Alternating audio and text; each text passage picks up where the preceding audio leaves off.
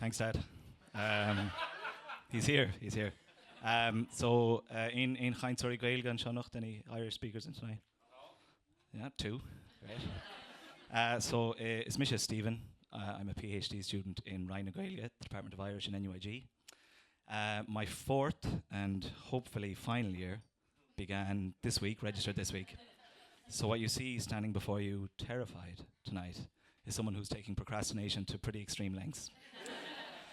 I've exhausted the standard list of activities a student might work their way through in order to put off starting an essay or an assignment or what have you, but in my case it's starting a 90,000 word thesis on the identities, motivations and language ideologies of young new speakers of Irish and Basque. But it's not funny, that's not a joke. Don't get me wrong, I do love my research. I've got to meet interview some very interesting people. Tashian Simul, it's very interesting, it fascinates me.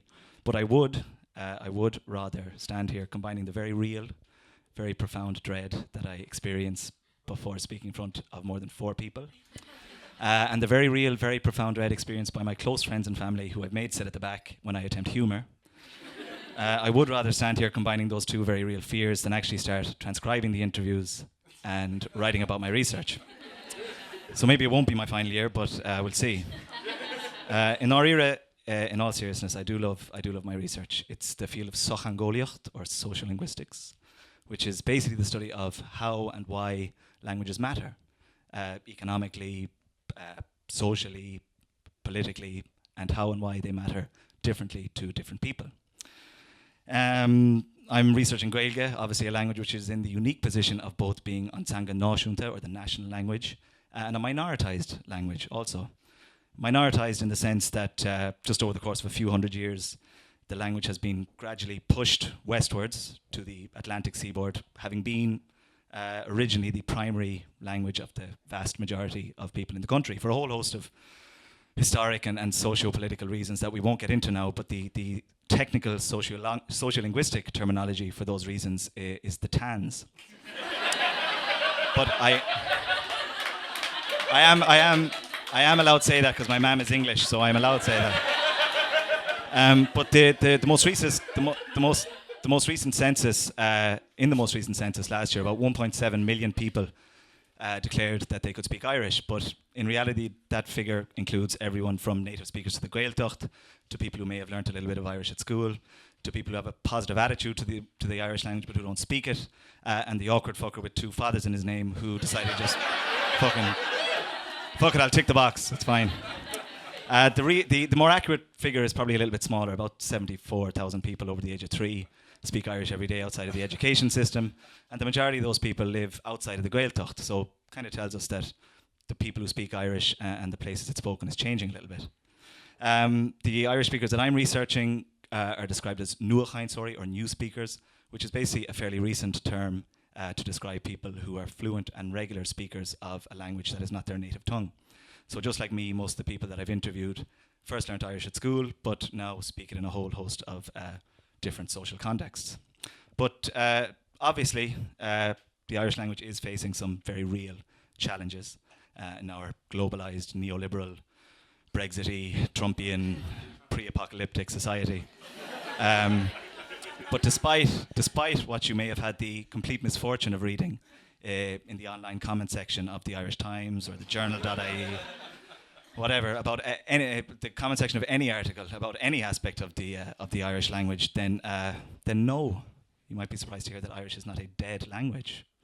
Irish is not even a dying language. Irish is not a leprechaun language either.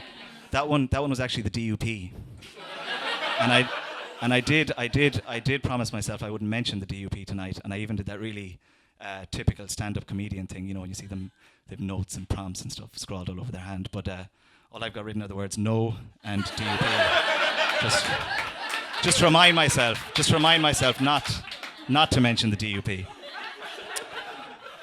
So no, Irish is not a leprechaun language. People don't speak Irish just to get big bags of cash off the government in the form of grants. And no Peg Sayers. Just don't mention Peg. Don't bring her into this. None of this is her fault.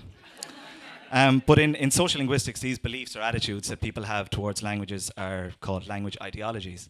And often these ideologies can can become so ingrained into public discourse and into people's minds that they become completely dominant, whether or not they have any basis in fact at all.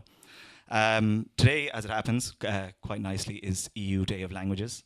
And it was in the news last week that the EU want to employ 72 Irish translators to go and work in Brussels, which I think you might agree is pretty good news. It's a good job, travel, live in another city for a little while. But not so, writes, I have it here,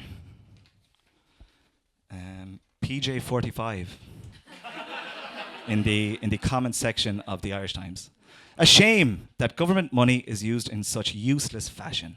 Also, if you have occasion to ring a government department, you will have to endure minutes of gibberish from a Gaeilgeoir before you are allowed to present your issue. Now, contrary to what PJ45 believes, it's actually very difficult for Irish speakers to access minutes of gibberish or services in the Irish language when dealing with public bodies or government departments or what have you. So in the journal.ie a while back, there was an article recommending that 10% of all civil service workers be proficient in Irish, which again I think is pretty reasonable. It's not that many. Should be pretty easy to achieve. The cognitive and social benefits of bilingualism and multilingualism are pretty widely known and accepted. But Beefy Pete, Beefy Pete disagrees. There are far more useful things to teach kids, like how to manage money, basic DIY skills, how to cook a meal, etc. Make it optional. What are all the fucking Gaeilgeoir Nazis afraid of? Now, I've never met a Gaeilgeoir Nazi, but maybe don't ask them to boil an egg or change a light bulb. So that's Beefy Pete. It was also this year's Blian na Gaeilge, or the Irish Language Year, kind of a celebration of 125 years since the foundation of Connor na Gaeilge. And the government earlier this year announced an investment of about €178 million over the next 10 years into the Irish language. If it happens, that remains to be seen, but if it happens, it will be long overdue. I mean, some of the Gaeltacht regions of Ireland are among the most chronically underdeveloped in terms of infrastructure and employment. So again, would seem long overdue and pretty reasonable. But build that wall, 2K16, writes. Irish is dead. Get over it. Today, it's nothing but a upper middle class status signifier. So that completely disregards these so-called upper middle class Irish speakers who don't have proper broadband or proper roads or anything like that.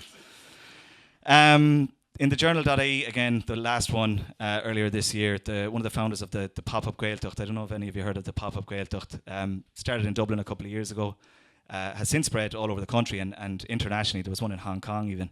And basically what it is hundreds of Irish speakers getting together to, in a different pub each month, to... a different pub each month to speak Irish and to lush pints and to shift each other as Gaeilge, and kind of a public fuck you to anyone in the media saying that Irish is dead. But anyway, that's the PopUp Gaeltacht. But one of the founders of the PopUp Gaeltacht wrote an article about being raised with Irish in Dublin City and how he feels more comfortable and happier speaking his native tongue, which again seems like pretty reasonable emotions for someone to feel when speaking their first language. But Peg's dead 18. Peg's dead 18. Rubbish. This is a bizarre one. English is our language, or Changa. Irish language, Nazis. Next to the bovine TB vaccination, the Irish language is the greatest scam on the Irish taxpayers. I don't get that one. Only good thing about it is the badger gets to live. I don't know, is he, and they're definitely all he's, but I don't know, is he referring to the badger saving properties of Gaeilge or TB vaccines for cows, but that's kind of a weird one. But what I love about my research and what I love about kind of social linguistic research in general is that it kind of challenges and flies in the face of a lot of these pretty hostile, kind of pretty fucking weird language ideologies. How can a language be dead when there are hundreds or thousands of people speaking it all over the country every day? How can a language be dead when there are hundreds of people attending PopUp Gaeltachtaí everywhere from Dublin to Hong Kong? How can a language be dead when there are Irish language GA clubs in Belfast, Dublin, and right here in Galway? And yes, playing junior C football as Gaeilge does count as social linguistic research. Festival, music and cultural festivals all over the country, happening in Irish like Lulunasa on the Falls Road. Yes, attending music festivals in West Belfast counts as social linguistic research. And yes, my research does show that Belfast Gaelgory are the maddest fucking crack of all. But basically, all of this and a lot more besides kind of flies in the face of this kind of dead language ideology. Or again, I don't want to bombard you with too much technical social linguistic terminology tonight, but it's also known as pure post-colonial wank. Anyway, I'll leave the final word of this kind of part comedy gig, part research presentation, part Irish language recruitment drive to one of my brilliant research participants who kind of perfectly captured what it means for him to be an Irish speaker and all the crack that goes with it. Obviously, he's from Belfast.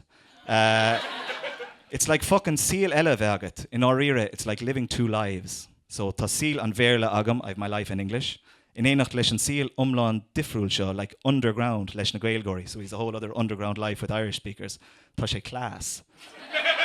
Tá sé cool.